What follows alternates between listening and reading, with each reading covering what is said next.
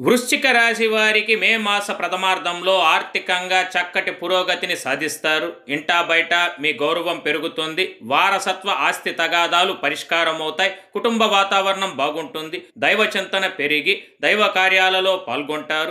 ప్రయాణాలు సంతృప్తిని కలిగిస్తాయి. గృహలాభం కలదు.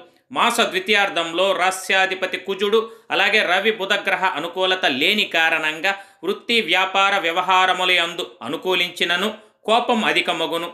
చీటికి మాటికి చిరాకు అసహనంతో ఉంటారు. కొంతమేరకు అస్థిమితం. ఒక్కోసారి ఏమి మాట్లాడతారో మీకే తెలియదు. స్త్రీ మూలక ధన వ్యయము, సంతానం వల్ల భార్యాభర్తల మధ్య స్వల్పంగా విరోధాలు, ప్రతి చిన్న విషయానికి ఆందోళన చెందుదురు.